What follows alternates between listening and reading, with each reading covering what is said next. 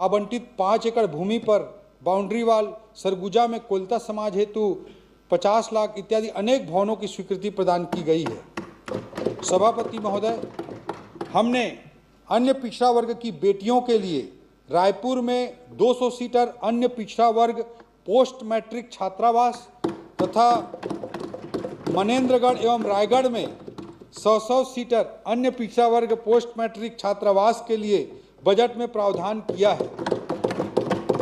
साथ ही बिलासपुर में अन्य पिछड़ा वर्ग के लिए प्रयास आवासीय विद्यालय भवन निर्माण के लिए 20 करोड़ का प्रावधान किया गया है। सभापति महोदय, अन्य पिछड़ा वर्ग विकास प्राधिकरण के लिए 80 करोड़ तथा माननीय मुख्यमंत्री जी की घोषणा अनुरूप मध्य क्षेत्र विकास प्राधिकरण के राशि को 50 करोड़ से बढ़ाकर 75 करोड़ करने का प्रावधान इस बजट में किया गया है। श्रम कल्याण। सभापति महोदय, हमने असंगठित श्रमिक सुरक्षा एवं कल्याण हेतु 128 करोड़ का प्रावधान किया है। रायपुर एवं इसके आसपास के क्षेत्रों में तीव्रता के साथ औद्योगिकरण हो रहा है, जहां काम करने के लिए प्रवासी श्रमिक अन्य जिलों एवं विभिन्न क्षेत्रों से आते हैं, जिनके पास रहने की कोई आवासीय सुविधा नहीं होती है। इनकी सुविधा के लिए नवा रायपुर में प्रवासी मजदूर आवासीय परिसर का निर्माण किया जा रहा है। इसके लिए भी बजट में प्रावधान किया गया है। भूमिहीन कृषि मजदूर परिवारों के लिए दीनदयाल उपाध्याय भूमिहीन कृषि मजदूर योजना के अंतर्गत 600 करोड़ रुपए का बजटीय प्रावधान किया गया है। सभापति महोदय, हमारे संकल्प पत्र के वायदे के अनुरूप हम किसानों और मजदूरों का दुर्घटना बीमा भी कराएंगे। इसके लिए भी इस बजट में प्रावधान लाया गया है। सभापति महोदय, संकल्प थीम के अगले पड़ाव एल अर्थात लाइवलीहुड के संबंध में मैं आपके माध्यम से सदन का ध्यान आकृष्ट करना चाहूँगा। आधुनिक युग में आजीविका न केवल जीवन यापन का एक माध्यम है, बल्कि लोगों के आत्मसम्मान, पहचान और अपनी आकांक्षाओं की पूर्ति का एक साधन है।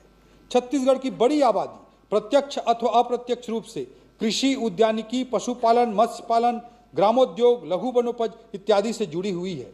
कृषि, कुटीर उद्योग, हस्तशिल्प जैसे क्षेत्र हमारे राज्य में लाइवलीहुड के मजबूत आधार बने, इसके लिए इनके विस्तार की कार्य योजना बनाई गई है। कृषि। सभापति महोदय, छत्तीसगढ़ के समावेशी एवं सर्वांगीण विकास तथा खुशहाली का रास्ता खेतों से, खलिहानों से, मेड़ों से, नहरों से और तालाबों से होकर किसानों के घर तक पहुंचता है।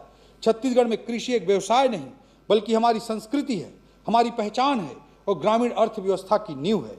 सभापति महोदय, हमने खरीफ सीजन 2014 और 2015 के धान उत्पादन प्रोत्साहन योजना की 3,716 करोड़ की बकाया राशि किसानों को देकर अपना वादा निभाया। साथ ही हमने मोदी की गारंटी अंतर्गत अन्नदाताओं से प्रति एकड़ 21 क्विंटल 3100 रुपये प्रति क्विंटल की दर से धान की खरीदी सुनिश्चित करने के लिए कृषक उन्नति योजना प्रारंभ की है। खरीफ सीजन 2025-26 में 142 लाख मीट्रिक टन धान की खरीदी को मिलाते हुए खरीफ सीजन 2025-26 में 142 लाख मीट्रिक टन धान की खरीदी को मिलाते हुए हमने पिछले 3 खरीफ सीजन में ऐतिहासिक 437 लाख मीट्रिक टन धान की ऐतिहासिक खरीदी की है, जिससे किसानों के खाते में लगभग 1,40,000 करोड़ रुपए से अधिक का भुगतान संभव हो रहा है।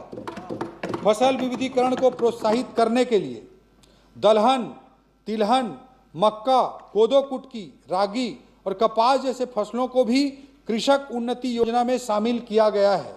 कृषक उन्नति योजना के लिए इस बजट में 10,000 करोड़ रुपए का प्रावधान किया गया है। सभापति महोदय, धान खरीदी में मार्कफेड की बड़ी महत्वपूर्ण भूमिका रहती है, इसलिए मार्कफेड को धान उपार्जन हेतु 6,000 करोड़ का प्रावधान किया गया है। विगत 2 वर्षों में हमने गन्ने की खेती करने वाले किसानों को 92 करोड़ से अधिक की प्रोत्साहन राशि प्रदान की है। इसके लिए 60 करोड़ का अतिरिक्त प्रावधान किया गया है। सभापति महोदय, प्रदेश में national mission on natural farming के लिए 40 crore, national mission on Audible oil के लिए 90 करोड़ तो दलहन आत्मनिर्भरता मिशन के लिए 100 करोड़ का प्रावधान किया गया है। इन योजनाओं के माध्यम से प्रदेश में प्राकृतिक खेती को प्रोत्साहन मिलने के साथ साथ कृषि आधारित उद्योग स्थापित होंगे, जिससे रोजगार के नए अवसर भी सृजित होंगे। सभापति महोदय, हमारे किसान भाइयों को कृषि पंपों के लिए निःशुल्क विद्युत प्रदाय करने हेतु 5,500 करोड़ रुपए का प्रावधान किया गया है। उद्यानिकी सभापति महोदय, हमारी सरकार ने खाद्य तेल के उत्पादन को बढ़ावा देने के लिए ऑयल पाम की खेती करने वाले कृषकों को केंद्र सरकार द्वारा प्रदान किए जा रहे अनुदान के अतिरिक्त टॉपअप प्रदान करने का निर्णय लिया है। इसके लिए बजट में 150 करोड़ रुपए का प्रावधान किया गया है। राज्य के उत्तरी पठारी क्षेत्र मैनपाट, शंकरगढ़, कुसमी तथा बगीचा में आलू की खेती करने वाले किसानों को प्रोत्साहित करने के लिए आलू प्रदर्शन विकास योजना भी प्रारंभ की गई है। इसके लिए भी बजटीय प्रावधान किया गया है। इंदिरा गांधी कृषि विश्वविद्यालय में आलू से अब सोना बनाना, समझे कि नहीं समझे? माननीय सभापति महोदय, इंदिरा गांधी कृषि विश्वविद्यालय 1 घंटा हो गया और पूर्व वित्त मंत्री है बहिष्कार करके चले गए, और कितना देर लगेगा? इंदिरा गांधी कृषि विश्वविद्यालय में भाभा परमाणु अनुसंधान केंद्र की सहायता से सेंटर ऑफ एक्सीलेंस की स्थापना हेतु बजटीय प्रावधान किया गया है। सभापति महोदय, अन्य महत्वपूर्ण योजनाओं के प्रावधान इस प्रकार हैं। प्रधानमंत्री फसल बीमा योजना के लिए 820 करोड़, एकीकृत वाटरशेड प्रबंधन कार्यक्रम हेतु 170 करोड़, कृषक समग्र विकास योजना हेतु 150 करोड़, प्रधानमंत्री कृषि सिंचाई योजना हेतु 130 करोड़ और राष्ट्रीय कृषि विकास योजना हेतु 130 करोड़। मत्स्य पालन सभापति महोदय, प्रधानमंत्री मत्स्य संपदा योजना के लिए बजट में